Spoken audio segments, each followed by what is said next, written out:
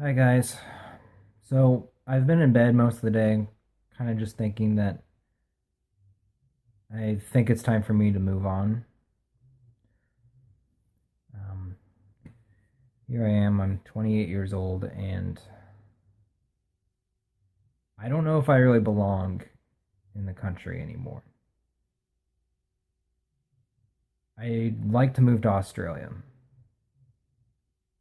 You know, I got kind of a road ahead of me as far as that goes, but the one thing that really has pushed me to this point, besides the people that have antagonized us for the past month, um, I've met a girl, and I think she's perfect for me, and I'd like to be with her. And she's from Australia, so I know that she hates guns, and everything else about her is great. She's brilliant. She's really funny. Um, she's beautiful. She has really unique and awesome fashion. So I really love Demi Lardner. Demi Lardner, she is she has this really funny joke. She's an Australian comedian. Dad's Google history. I'll link everybody to that, but she is the one for me. I've been looking for years for just somebody to like get me out of this pit. You know what I mean? Somebody to like she's kind of like she's not exactly a siren to me.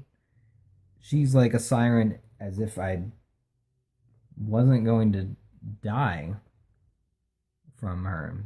She was actually going to save my life. Demi Lardner is somebody that I kind of think will save my life. I think it's important, really, if you're someone like me, to realize that maybe it's better if we just went to Australia. Everything seems to be working out there, and they welcome they welcome people like us. You know, we're a part of the Western society.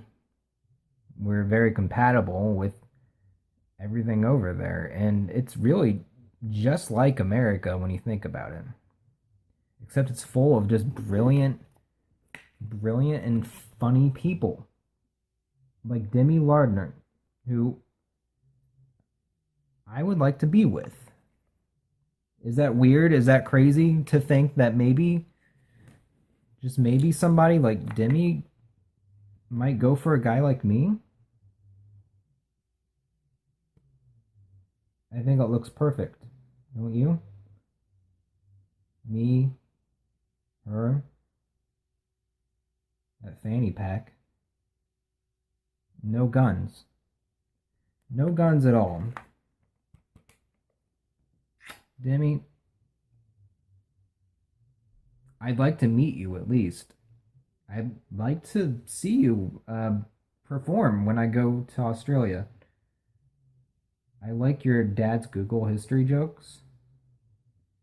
I like that whole thing where you interacted with the audience, and when the cell phone picked up, you're like, "Oh, hold on, guys. This is a little rude of me, but I need to pick up this phone call." And that was really funny. Everybody actually thought that you had a phone call on stage, and like you didn't silence your ringtone. And there's a lot of I like about you. I like that you're not a comedian that makes fun of guns or normalizes them in any way. You never have any material about firearms, really nothing political, and that's great. I'd like to get away from all this, and you're just what's keeping me going at this point. So thank you, Demi. Thank you very much. So I don't know. Is it weird? Is it weird to want to be with somebody I've never met? I'm not the first. I'm not the first person to be like that. I just want to get the hell out of here. Honestly, it's like it's all I think about. I just want to get out of here.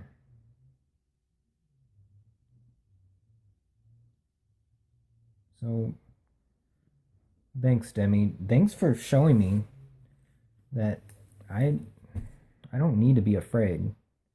This is my natural hair color.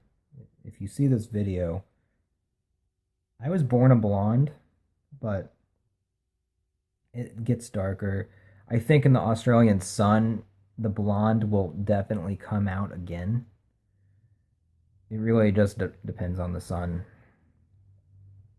So I think when I get there, I'll have about the same hair color as you, although you might have dyed yours as well. The fanny pack is really funny. You don't really see that very often anymore, but it's really funny. She has really great hair as well, actually. I think we'd be compatible. So I look forward to at least meeting her.